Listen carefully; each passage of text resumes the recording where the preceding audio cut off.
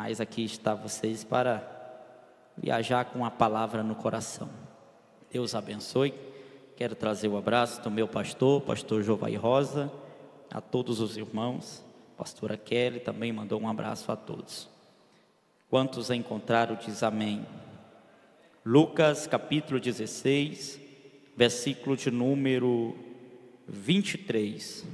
Lucas 16, versículo 23. Vou estar lendo para ganharmos tempo.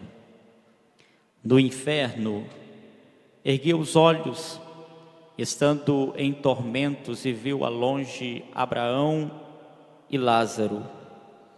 Então, gritando, disse: Pai Abraão, tende misericórdia de mim, e mande que Lázaro molhe a ponta do dedo em água e me refresque a língua, porque estou neste fogo. Mas Abraão disse: Filho, lembre-se que você recebeu seus bens durante sua vida, enquanto Lázaro só teve males. Agora, porém, ele está consolado aqui, enquanto você está em tormentos. E além de tudo, há um grande abismo entre nós e vocês, de modo que os que querem passar daqui até vocês não podem, nem os de lá passar para cá. Então o rico disse: Pai, eu peço que mande Lázaro à minha casa paterna, porque tenho 5 irmãos, para que lhe dê testemunho, a fim de que não venham também para este lugar de tormento. Abraão respondeu: Eles têm Moisés e os profetas, ouça-nos. Mas ele insistiu: Mas, pai Abraão, se alguém dentre os mortos for até lá, eles irão se arrepender. Abraão, porém, lhe respondeu: Se não ouvem Moisés e os profetas, também não deixarão convencer, mesmo que ressuscite alguém dentre os mortos. Tomai vossos assentos, glorificando a Jesus. Meus irmãos, Gênesis capítulo de número 2, após Deus formar o homem, a Bíblia diz que Deus sopra nas suas narinas e o homem passa a ser uma alma vivente. Através desse versículo é possível afirmar que nós, seres humanos, nós não somos um corpo que possuímos uma alma. Nós somos uma alma que possui um corpo. O todo ser humano, nós somos tricótomos. O que é isso? Nós temos 3 composições, mas essas 3 composições não é corpo, alma e espírito, como muitos afirmam, pois a Bíblia não diz assim. A Bíblia diz que somos compostos de alma, espírito e corpo. Pregador, qual a diferença? A diferença é que a alma, ela vem primeiro. A alma, ela vem primeiro. Das 3 composições a qual nós somos compostos, apenas uma é matéria, o corpo. As outras 2, a alma e o espírito, é espiritual. Sendo assim, nós deveríamos nos preocupar mais com o nosso corpo. Aliás, mais do que a nossa alma, do que com o nosso corpo. Nós deveríamos primeiro priorizar as vontades e os desejos da nossa alma, para depois priorizar os desejos do nosso corpo. Nós deveríamos primeiro nos preocupar em matar a sede da alma, para depois querer pensar em matar a sede do corpo. Pregador, mas desde quando a alma tem sede? Sim, a sua alma, ela tem sede. Pregador, mas minha alma tem sede de quê? Salmo 41 diz que assim como a coça anseia pelas águas, a minha alma tem sede de Deus, do Deus vivo, Deus da minha salvação. A tua alma, ela tem sede de Deus. Vou repetir: a tua alma, ela tem sede de Deus. É por causa disso que você pode sair por aquela porta, você pode sair e tentar fazer todos os desejos do seu corpo, você pode se prostituir, você pode beber, você pode fumar, você pode desviar, mas quando você fazer tudo isso, ainda assim haverá um vazio dentro de você impreenchível. Por quê? Porque este vazio é do tamanho de Deus, e sendo uma vez do tamanho de Deus, só Deus é capaz de preencher. Valoriza a tua alma, prioriza a sua alma. Estamos vivendo em uma geração que muito se corre atrás da perfeição do corpo, mas poucas das vezes se prioriza a nossa alma. Estamos vivendo uma geração que, por causa de uma enfermidade no corpo, a gente corre logo, vai atrás de um hospital. Se for possível, vende casa, vende carro, pega dinheiro no banco, faz empréstimo, vende tudo que tem. Sabe por quê? Porque sabemos que se a enfermidade do corpo não for tratada, ela pode nos levar para o cemitério. O problema é que quando a enfermidade é na alma, a gente quer cruzar os braços, a gente não quer fazer nada, ou melhor, finge que não está acontecendo nada. Mas Deus te trouxe aqui esta noite, nesta quinta-feira, e está dizendo no teu ouvido: valoriza a tua alma, prioriza a tua alma, porque se a enfermidade no teu corpo pode te levar para o cemitério, a enfermidade na alma pode nos levar para o inferno. É por isso que temos que priorizar a nossa alma. Toda enfermidade no corpo, para ser tratada, ela demanda dinheiro. Sim, o plano de saúde demanda dinheiro. Pregador, e se eu for na UPA, vai gastar dinheiro para ir, para voltar, e se passar remédio, vai ter que gastar dinheiro para comprar, porque não tem de graça. Toda enfermidade no corpo demanda dinheiro. Mas eu tenho uma boa palavra, se você não dá glória. Toda enfermidade na alma, o tratamento é 0800, é de graça. Pregador, e por que a enfermidade no corpo, para ser tratada, demanda dinheiro, e a da alma é de graça? Porque Jesus já pagou o preço na cruz do Calvário. É por isso que é de graça, de graça, de graça. Pregador, mas o que é que tem poder de curar uma alma? Lá vai uma palavra desta aqui: tem poder de curar a tua alma. Um pedido de perdão, pode curar uma alma. Um abraço cura uma alma. Um instrumento deste aí, quando é tocado, tem poder de curar uma alma. Um louvor cura uma alma. E Deus te trouxe aqui nesta quinta-feira para te dizer: Deus tem cura para a tua alma. Deus tem cura para a tua alma, sim. Porque eu estou pregando para alguém aqui, que as pessoas olham para você toda bonitinha, toda arrumada, toda perfumada, e as pessoas dizem: não, essa daí está tudo bem. Mas só Jesus sabe como é que está a tua alma. Só Jesus sabe as batalhas internas, as guerras travadas. Mas Deus está dizendo na minha boca: Deus vai curar a tua alma. Deus vai curar a tua alma. Deus tem cura para a tua alma nesta noite. Essa noite Deus não quer saber como é que está o teu cabelo. Essa noite Deus não está preocupado que marca é teu sapato. Essa noite Deus não está preocupado qual é o carro que você veio. A preocupação que Deus está querendo dizer aqui é: como é que está a tua alma? Como é que está a sua alma? Aonde iria parar tua alma se a morte voltasse viesse para você hoje? Valoriza a tua alma. Eu não vim aqui essa noite pregar uma mensagem nova, não, deixa para outro dia.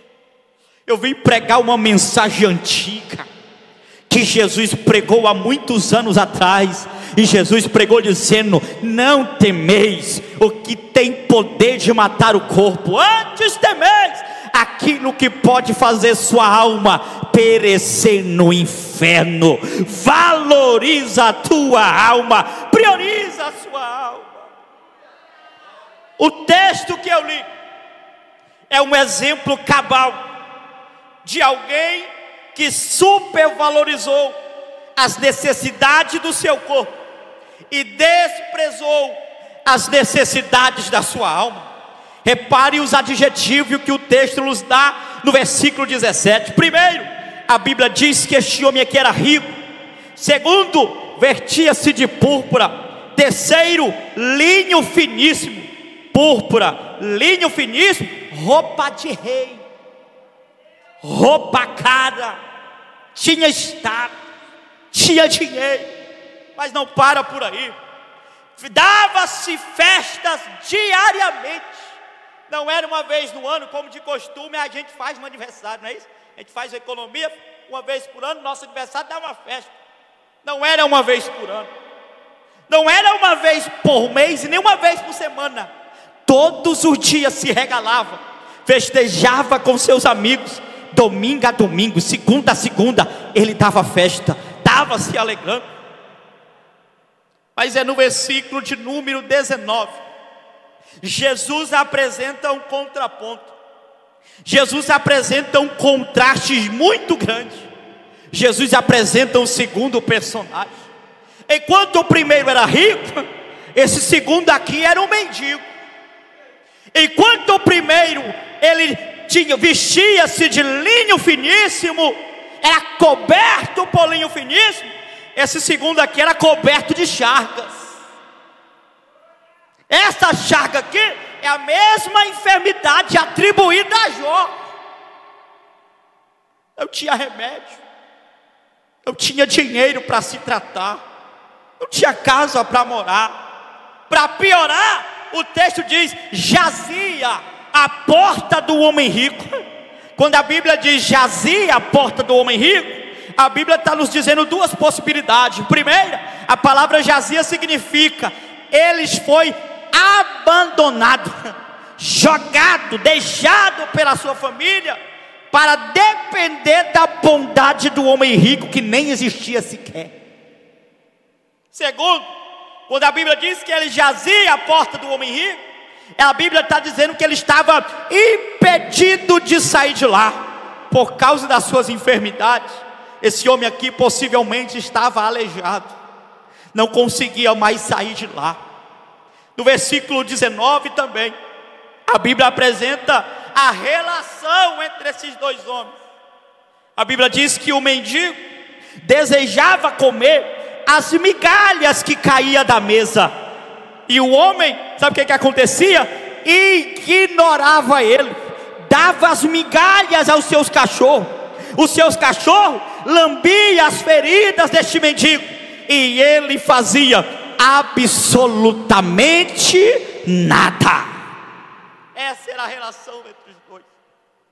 Dois personagens totalmente antagônicos, distintos um do outro. Mas é no versículo 22 que Jesus Cristo os iguala. Morreu o mendigo, morreu também o homem rico, porque a morte é a grande niveladora da história. A morte vem para quem é rico, a morte vem para quem é pobre, a morte vem para quem mora em mansões, a morte vem para quem mora debaixo da ponte, a morte vem para quem é branquinho dos olhos azuis, vem, mas a morte vem também para quem é negão. A morte, ela vem para todos. A grande diferença é como está a sua alma quando a morte resolver vir para você.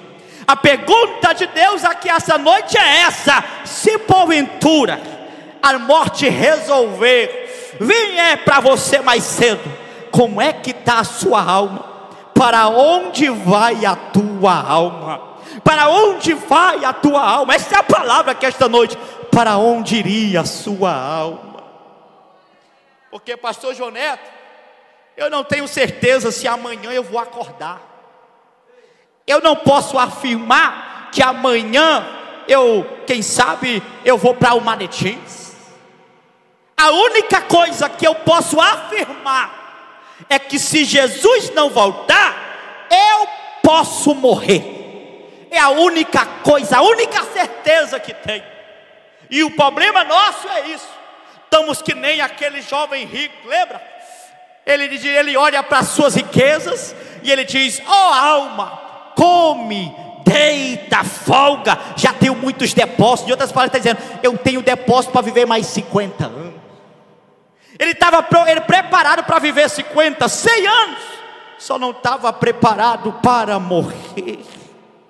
E Deus faz essa pergunta para você hoje: como é que está a tua alma? Como é que está a sua alma nessa noite? Aleluia. Morreu os dois, mas até na morte há diferença entre o crente e o ímpio. Há uma grande diferença. Primeira diferença, lá vai. O rico, quando morreu, a Bíblia diz que ele deixou posses, deixou ouro, deixou prata, deixou fazendas, deixou amigos, deixou riqueza, deixou herança. Mas eu pergunto para vocês, qual o nome deste homem rico? Qual o seu nome? Qual o seu legado? Qual a sua história? Ele não deixou o seu nome. Lázaro, quando morreu, Lázaro não deixou fazenda, Lázaro não deixou ouro, não deixou prata, não deixou posse, não deixou herança, mas a Bíblia diz: morreu um mendigo chamado Lázaro. Morreu um mendigo chamado Lázaro. Sabe o que Deus está dizendo aqui? Porque no final desta vida aqui, o que vai valer não é o dinheiro que você tem, o que vai valer não é o carro que você deixou, não é a casa que você morou. O que vai valer é o teu nome escrito no livro da vida. É o teu nome escrito no livro da vida. É o teu nome que vai fazer a diferença. Valoriza o teu nome no livro da vida. Valoriza o teu nome lá. Valoriza o seu nome. Jesus um dia deu uma ordem aos discípulos: ide por todo mundo, prega o evangelho a toda criatura, quem crê e for batizado será salvo. A Bíblia diz que Jesus sopra sobre ele e o Espírito Santo enche ele, e ele sai cumprindo a grande comissão. A Bíblia diz que eles oram pelos enfermos, os enfermos são curados. Eles olham pelos endemoniados, os demônios vão embora. Eles oram pelos paralíticos, os paralíticos passam a andar. E quando eles estão voltando para prestar um relatório a Jesus, eles vêm todo alegre, todo feliz. E Jesus pergunta: por que vocês estão felizes? E Pedro responde: Senhor, nós colocava a mão sobre os enfermos eram curados. Nós expulsávamos os demônios iam embora, os coxos andavam, os cegos enxergavam. Jesus olhava para ele e diz: vocês estão alegres por causa disso? Meu Deus. Em verdade vos digo, não alegrai-vos porque os demônios vos sujeitam, antes alegrai-vos porque o vosso nome está escrito no livro da vida. No livro da vida. Ei, igreja, o que vai fazer a diferença quando a trombeta tocar é o teu nome no livro da vida. O que vai fazer a diferença quando a trombeta tocar, quando o céu se abrir, é o teu nome no livro da vida. Valoriza ele. Porque estamos vivendo uma geração que se briga por posições na igreja. Enquanto isso, o nome não é preocupação.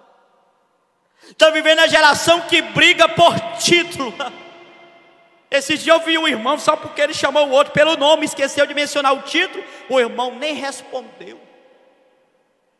Geração que supervaloriza o título, sendo que o que vai fazer a diferença é o nome no livro da vida. É o nome lá. Talvez o seu nome não está no rol de obreiro. Talvez o seu nome não saiu nas páginas daquele concurso que você prestou. Talvez o seu nome não saiu nas listas que você queria. Mas deixa eu te dar uma palavra aqui nessa quinta-feira. Se o teu nome estiver escrito no livro da vida, já é o suficiente. Já é o suficiente. Já é.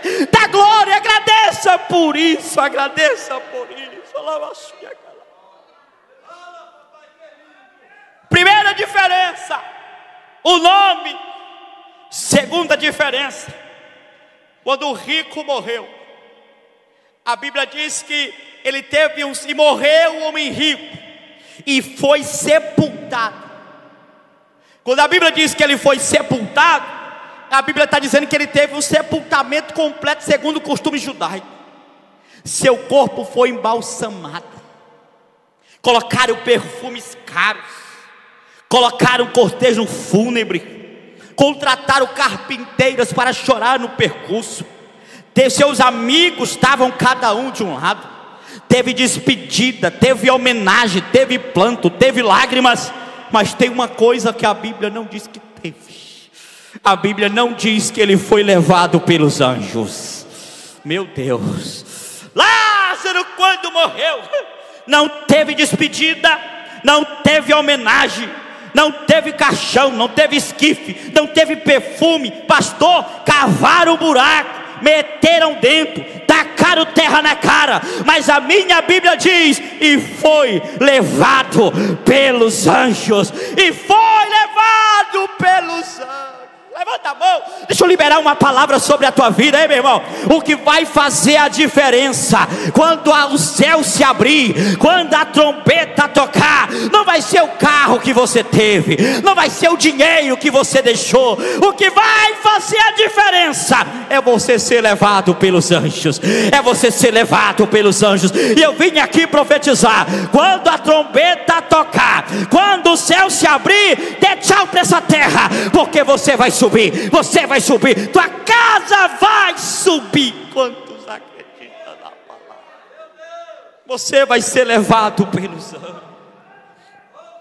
Terceira diferença, quando Jesus narra a morte do homem rico, Jesus diz: e morreu o homem rico, foi sepultado, ponto final. Mas quando Jesus narra a morte do mendigo, e morreu o mendigo chamado Lázaro, ponto e vírgula. Quando a Bíblia diz: morreu o homem rico, foi sepultado, ponto final, a Bíblia está dizendo: acabou-se, segue-se o juízo.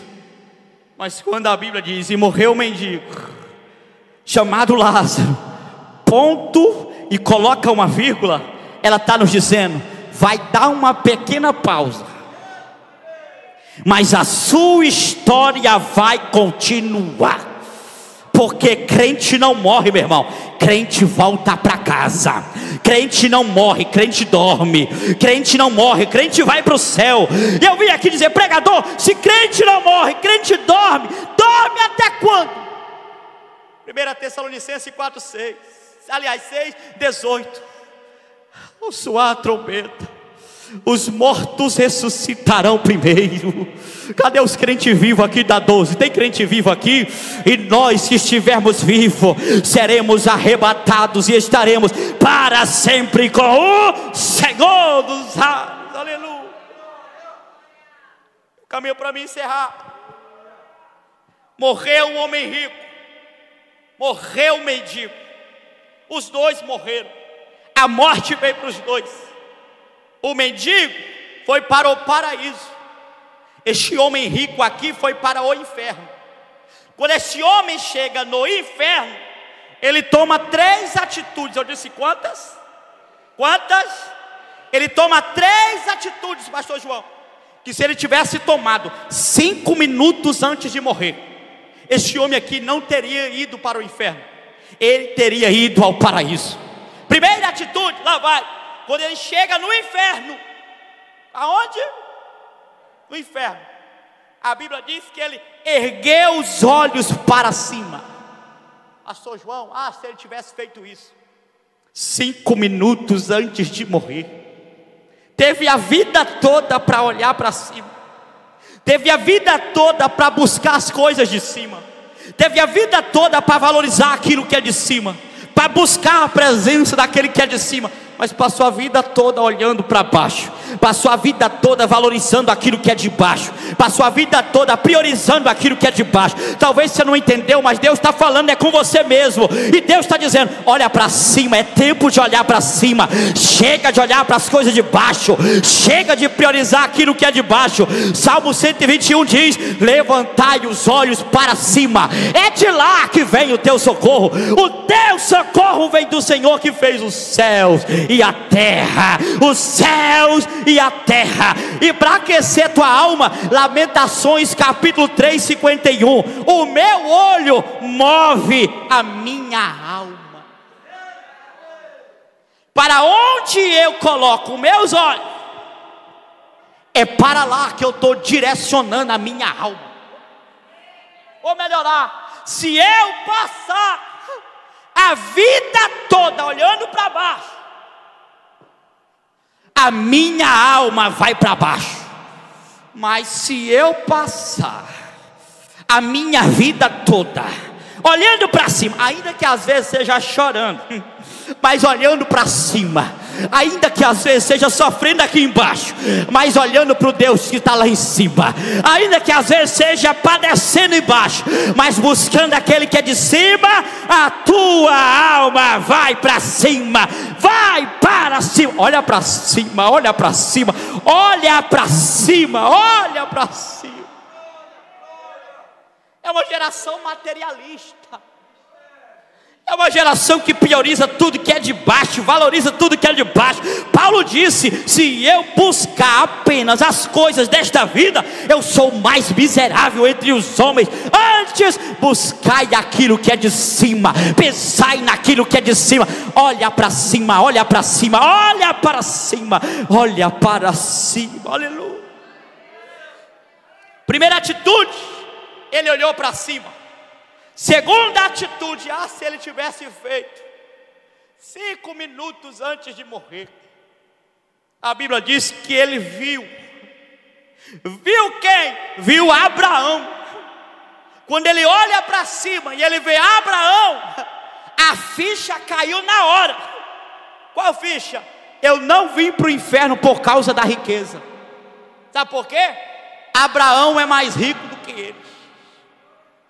Eu não vim para o inferno por causa do dinheiro. Abraão tinha mais dinheiro do que ele. Porque o dinheiro e a riqueza não coloca ninguém no inferno. O que é que coloca as pessoas no inferno? Esse dia no EBD, eu conversando com o jovem, eu fiz essa pergunta: o que é que leva as pessoas para o inferno? E eles responderam prontamente: o pecado, a prostituição, a bebida, o cigarro, a maconha, o crack. Eu olhei para ele e disse: nada disso põe o homem no inferno. Eles olharam assim: como assim, meu líder? O que leva o homem para o inferno não é pecado, porque pecado Jesus perdoa. O que leva o homem para o inferno não é cerveja, não é crack, não é maconha, não é nada, não é prostituição. Sabe o que é? Sabe por quê? Porque de tudo isso aqui Jesus liberta. E o que é que então, pregador, que põe o homem no inferno? É a rejeição daquele que tem poder de te levar para o céu.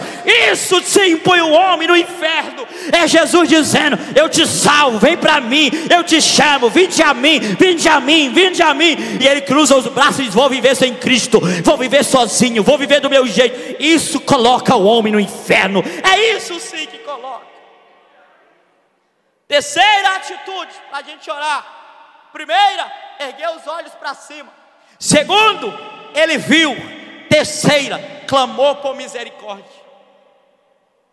Se ele tivesse clamado 5 minutinhos antes de morrer.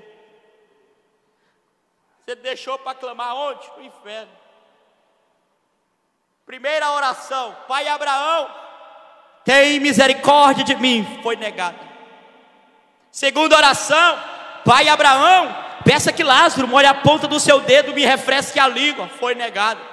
Terceira oração: Pai Abraão, peça que Lázaro vá até a minha família, a minha casa paterna, pregue para meus irmãos, para que eles não venham para este lugar de tormento. Foi negada também. Sabe por quê? Porque o inferno é tarde demais para orar. No inferno é tarde demais para olhar para cima.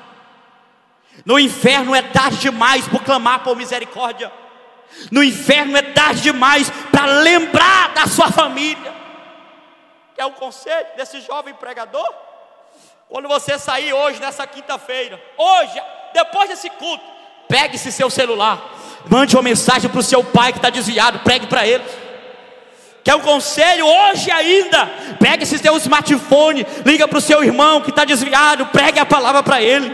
Liga para a sua família, fala de Jesus para ele. Sabe por quê? Porque a nossa, se a trombeta tocar, vai ser tarde demais para eles. Lembra deles hoje, porque amanhã pode ser tarde Se coloca de pé no nome de Jesus. Para mandar abaixo e acalabar. 3 orações que foram negadas, porque foram feitas tarde demais. Esse é o tema dessa mensagem. Arrependa-se antes que seja tarde demais. O livro de Lucas também nos conta a história de um homem. Por que eu falei 5 minutos, pastor? Porque no mesmo livro de Lucas tem a história de um homem que só tinha 5 minutos de vida. Ele também olhou para cima, ele viu e ele clamou por misericórdia e foi salvo. Por quê? Porque ele ainda estava vivo. Que homem é este? O ladrão da cruz, o lado direito.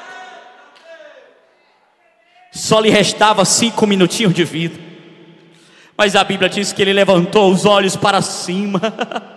A Bíblia diz que ele viu o quê? Ele viu a placa, e na placa estava escrita: Jesus Cristo, Rei dos Judeus. E a Bíblia diz que ele clamou por misericórdia: Jesus, Jesus, lembra de mim quando entrares no teu reino. Jesus olhar para ele e diz: esse aqui ainda está vivo, ainda hoje estarás comigo no paraíso, no paraíso. Ei, Deus te trouxe aqui nesta quinta-feira para falar com você nessa noite. Arrependa-se antes que seja tarde demais. Reconcilie antes que seja tarde demais. Aceita Jesus antes que seja tarde demais. Sai desta prostituição antes que seja tarde demais. Tarde demais. Me ajuda com o louvor, por gentileza.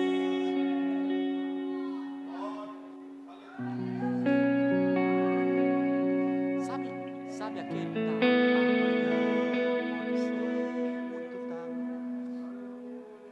para mandar abaixo e acalabar. A noite de arrependimento aqui esta noite. É noite de reconciliação aqui esta noite. Você não pode voltar para sua casa da forma que você entrou aqui. Você sabe muito bem disso. Eu sou pregador, eu não sou vendedor de ilusões. Queria eu, sabe, ter esse ministério. Receba uma chave. A roda vai girar. Que te viu na prova, vai te ver na bênção. Queria eu pregar esse evangelho superficial. Deus não me chamou para isso. Essa noite é noite de decisão. Essa noite é noite de você sair daqui decidida do jeito que está e não vou mais continuar. Eu tenho a melhor palavra que eu posso te dar essa noite. Se eu fosse tu levantar a tua mão para receber, eu vou ministrar ela agora. Você está vivo. Você está viva. Você está vivo. Você está viva. Pregador, e o que é que eu posso... O que tem a ver isso? Você ainda tem oportunidade. Pregava eu no hospital de Miracema há uns 8 anos atrás. Preguei em uma sala. E lá tinha um homem, pastor. Lá tinha 4 pessoas, era a penúltima sala. E eu preguei para a pessoa que estava do lado direito. E ele me puxou pela camisa. Eu virei para ele, ele disse: ora por mim que eu quero aceitar esse Jesus. Eu falei: o senhor quer aceitar Jesus? Quero. Ele fez oração de confissão. E o tempo todinho querendo conversar comigo, querendo conversar. Só que meu tempo estava acabando, eu ainda tinha uma sala para visitar. Eu olhei para ele e disse: eu só vou biquir nessa sala, ainda me resta 15 minutos. Eu vou gastar uns 10 minutos lá, e eu ainda tiro 5 minutos para nós conversar. Tudo bem? E ele: tudo bem, vai lá. Saí da sala, fui para a última sala, orei, gastei uns 10 minutos. Quando eu voltei para conversar com ele, quando eu vou entrando na sala, o pessoal vai saindo com ele todo envelopado com um pano branco. E eu pergunto: o que aconteceu? Cadê o homem? A moça limpa a lágrima e diz: ele acabou de falecer. Ah, se ele tivesse rejeitado a última oportunidade. Mas não para por aí. Vinha eu de Miracema com o pastor Arlindo Barros. Teve um acidente ali na estrada. O homem de moto estava se alquejando no chão, morre, não morre. Nós paramos. O Espírito Santo falou: pregue para ele. Eu preguei, perguntei: você quer aceitar Jesus? Ele olhou para mim e disse: eu não quero. Deu 2 suspiros e morreu. Rejeitou a oportunidade que teve. Eu não vim aqui de querer que você aceite Jesus por emoção, reconcilie por emoção, mude de vida por emoção, até porque a emoção não vai funcionar com Jesus. Mas eu vim pregar o evangelho sério para vocês aqui nessa quinta-feira. E eu quero dizer que a qualquer momento essa trombeta vai tocar, esse céu vai se abrir e a igreja vai subir. A igreja vai subir. E não pensa você que vai subir de qualquer jeito, que não vai. Mas essa noite é noite de reconciliação. Essa noite é noite de você voltar para a presença dele. É noite de você convidar ele para entrar lá na tua casa. É noite de você levar ele lá para aquela guerra que você está travando. Eu preciso orar por você essa noite. Cadê o primeiro corajoso que fala: eu preciso voltar? Cadê a primeira pessoa que fala: eu quero voltar para Jesus, eu quero reconciliar? Tem alguém aqui esta noite? Aonde você estiver, levante uma das suas mãos que eu quero orar por você. Temos alguém? Eu preciso orar para a gente encerrar. Pergunto pela penúltima vez: tem alguém nessa noite que quer voltar para Jesus, que quer reconciliar, que quer reatar sua aliança com Ele? Temos alguém? A palavra foi pregada, eu já não posso fazer mais nada. Pai, no nome de Jesus, acabei de pregar a sua palavra, e a tua palavra ela é poderosa, Senhor, para mudar a história, para resgatar aqueles que estão perdidos, para levantar